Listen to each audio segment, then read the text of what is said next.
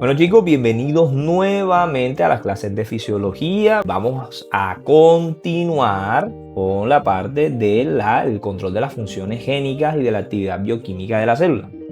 Ya se había dicho y ya se ha dejado claro que los genes permiten el control de las características físicas y de las funciones de la misma célula. Pero resulta que los genes también deben ser controlados y la célula tiene una serie de mecanismos de control que permiten esta función, ¿verdad? Los genes también deben ser controlados. ¿Por qué? Porque la sobreexpresión de proteínas puede llevar a un aumento de tamaño de la célula o también puede llevar al aumento de una función específica. Esto me puede dañar la célula, incluso puede matar a la célula. Y por lo tanto utiliza y se vale de mecanismos de retroalimentación para evitar esta sobreexpresión y el daño celular. Los mecanismos de control principales son la regulación genética, que incluye y controla la activación y formación de estos productos génicos, es decir, de las proteínas ya sea estructurales o funcionales, y de la regulación enzimática, es decir, de la actividad de las enzimas. Si desglosamos esto que está aquí, la célula tiene un mecanismo de control completo. ¿Por qué? Porque controla antes de la proteína y después de la proteína, es decir, antes de la producción de la misma proteína y ya cuando la proteína está formada. Ahora sí, entrando en materia, la regulación genética cubre todo el proceso. Cubre el proceso de transcripción y por último la traducción, así como la formación de las proteínas. La medida definitiva de esta regulación de la actividad de la expresión génica es si se produce una proteína y en qué medidas, es decir, qué tanta cantidad de proteína se produce. Por lo tanto, la regulación genética permite a la célula la capacidad de responder a los cambios al medio. ¿Esto qué quiere decir? Si yo recibo una influencia del medio, llámese cualquier estímulo, químico, eléctrico, traumático, etcétera, y necesito responder a través de la producción de una proteína, a través de la producción de una enzima, la regulación genética me permite esto. Pero además permite la diferenciación celular. ¿Esto qué quiere decir? Es que resulta que las células comparten el mismo código genético. En consecuencia, tú tienes que tener un mecanismo que te regule la expresión de ciertas proteínas en una célula y ciertas proteínas en otra célula. Porque si no, tendrías mutantes. Una célula mutante por aquí, una célula mutante por allá. Es decir, un miocito produciendo, no sé, produciendo hormonas tiroideas. Entonces, resulta que a través de este mecanismo de regulación, tú permites que un miocito haga su función, que una célula tubular renal cumpla su función y una célula tiroidea lo mismo. El proceso de regulación genética tiene un actor principal y este actor principal controla el punto de partida de la producción de las proteínas y es la transcripción del ADN. Si tú controlas eso, controlas al final la producción de proteínas en la célula. La regulación de esta transcripción lo hace a través de este promotor y una serie de mecanismos complejos, ¿ya? Y variados. El promotor básicamente es una secuencia de bases nitrogenadas TAA, que también se le conoce como caja Tata. Esta caja Tata es el punto o sitio de unión de proteína de unión a Tata, pero también de factores de transcripción.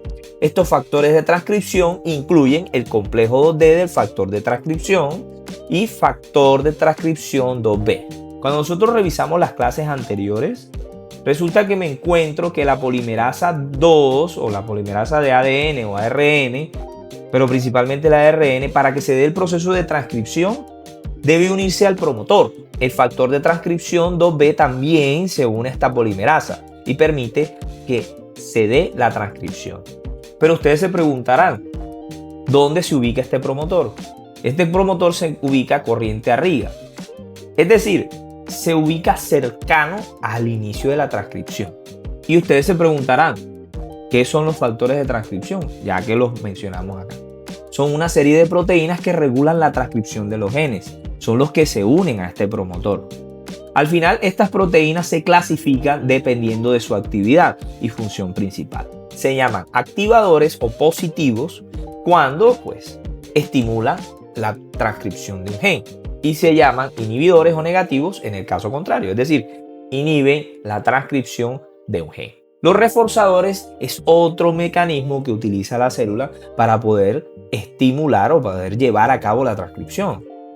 Estas son regiones de ADN que se unen a los factores de transcripción, a las proteínas que ya mencionamos.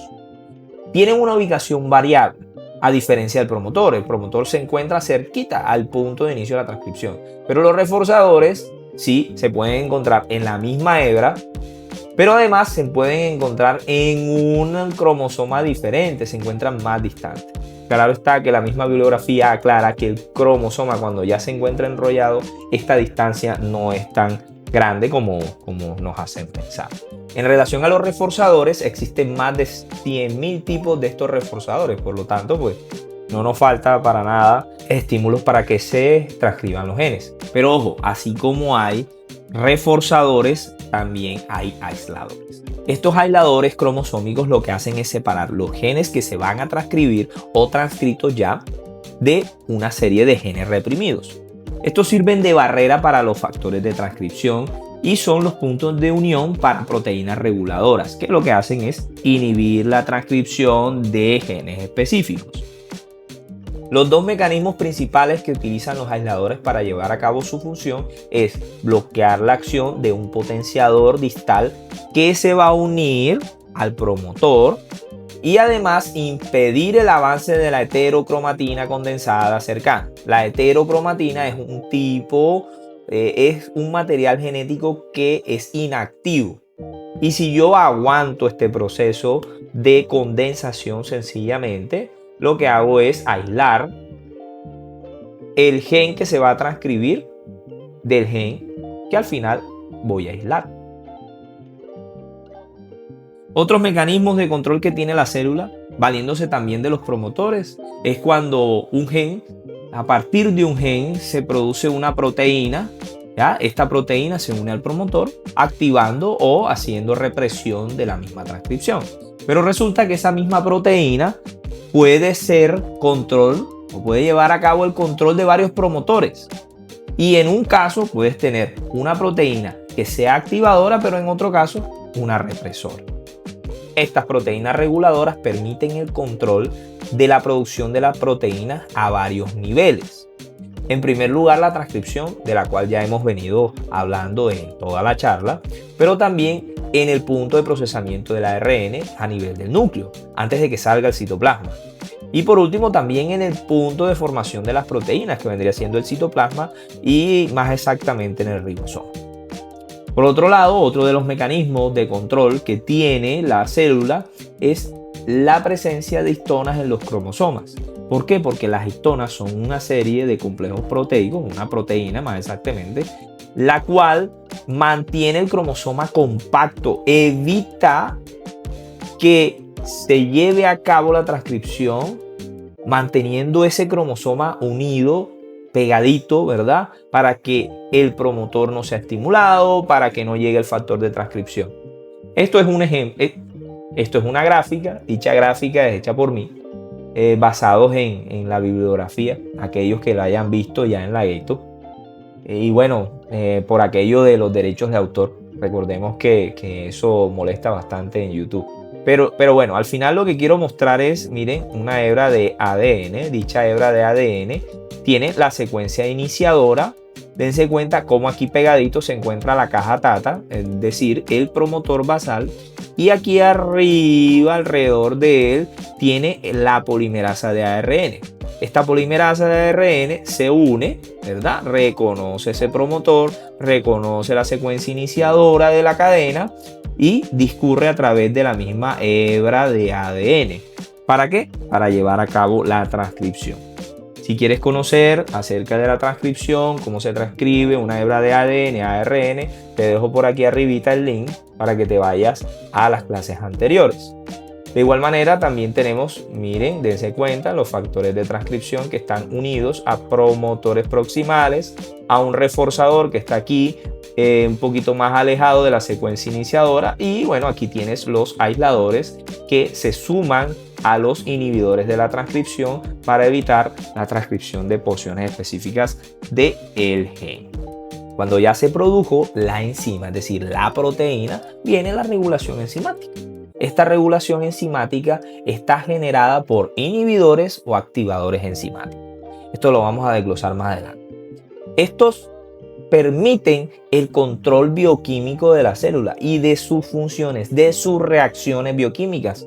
Recordemos que las enzimas lo que hacen es catalizar las reacciones químicas de la célula, permitiendo que se hagan más rápidas. Por lo tanto, si tú controlas la actividad de una enzima, controlas una reacción química y controlas una función de la célula. Los mecanismos utilizados incluyen la inhibición enzimática y la activación enzimática. En lo que respecta a la inhibición enzimática, este proceso implica que la sustancia química producto del sistema enzimático, mediante la retroalimentación negativa, inhiba la actividad de las enzimas, pero principalmente la primera enzima.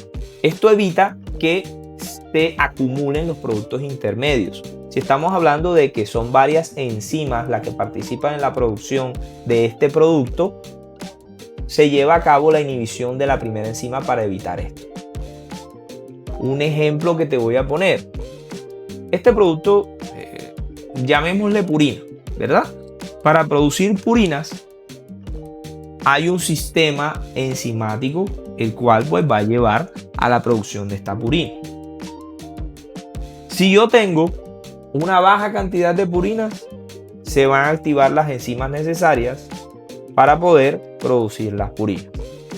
Pero resulta que si yo suplo esa necesidad de purinas de parte de la célula, es decir, si yo suplo la cantidad de producto necesario, la célula se va a valer del proceso de retroalimentación negativa, donde este mismo producto, al estar en altas cantidades, me va a inhibir la actividad de la primera enzima para que no se sigan produciendo, porque no tiene sentido, porque me puede dañar la célula, porque me puede aumentar la cantidad de este producto. Entonces, lo que hace es valerse de esto para inhibir la primera enzima, para evitar la acumulación de los productos intermedios. Esto lo hace a través de un cambio conformacional alostérico. Y, bueno, ¿en qué consiste todo esto? Lo primero es la unión a un sitio diferente del sitio activo. ¿Por parte de qué? De un inhibidor. Este inhibidor lo que hace es unirse a un sitio diferente al sitio activo. El sitio activo es el punto donde se une el sustrato. El sustrato es uno de los componentes de la reacción química del cual se vale la enzima para poder ser activada. Mientras que este inhibidor se une al sitio alostérico. Este sitio alostérico es diferente al sitio activo.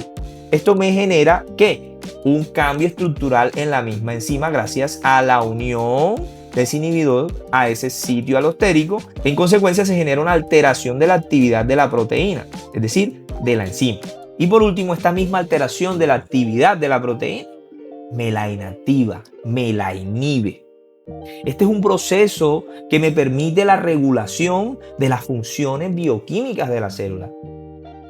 ¿Por qué? Hombre, porque es que si tú controlas las enzimas, la actividad de una enzima, la que por definición cataliza las reacciones químicas celulares, tú controlas la función en la que participa esa enzima.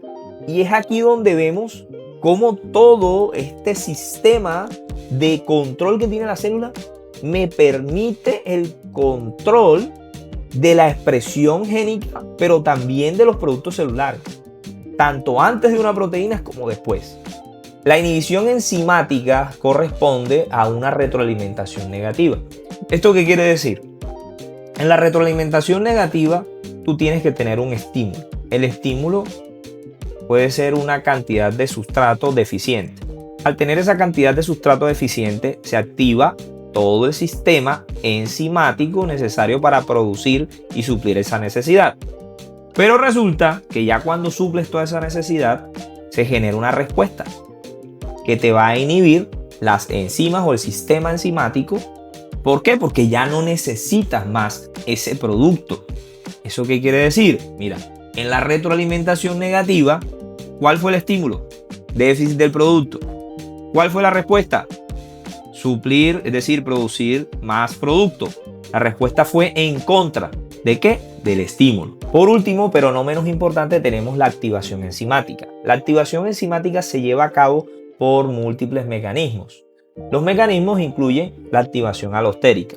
Tenemos un activador, dicho activador se encuentra y se une a un sitio alostérico, es decir, un punto diferente al sitio de activación, lo cual me genera un cambio funcional, un cambio estructural, lo cual activa a la enzima. También tenemos activación por cofactor. Los cofactores son moléculas, como por ejemplo iones, que son necesarios para que la enzima lleve a cabo su función. Si estos cofactores no están, sencillamente la enzima no se activa. Por otro lado, tenemos la activación por proteólisis y los ejemplos que más conocemos son el tripsinógeno, que pasa por el proceso de proteólisis y se transforma en tripsina, pero también la cascada de coagulación, que necesita de la activación mediante este proceso. Y por último, pero no menos importante, tenemos la activación por modificación covalente reversible. ¿En qué consiste este proceso para que puedas entender? Bueno, vamos a ver un ejemplo. La fosforilación. La fosforilación implica que una quinasa agrega un fosfato o una enzima específica para generar un cambio en la conformación, en la estructura de la enzima y poder activarla. Este fosfato se une de manera covalente, pero así como hay una quinasa que agrega este fosfato, también tienes una enzima que se encarga de revertir este proceso, es decir, quitarle este fosfato. Por eso se genera la activación, pero por modificación covalente reversible. Es un proceso reversible, porque es que cuando nos vamos a covalente, cuando hablamos de un enlace covalente, es un enlace difícil de romper. Pero ya tenemos explicadito que hay un proceso que permite la unión, la formación de ese enlace covalente, pero también tienes una enzima que te ayuda a que sea un proceso reversible.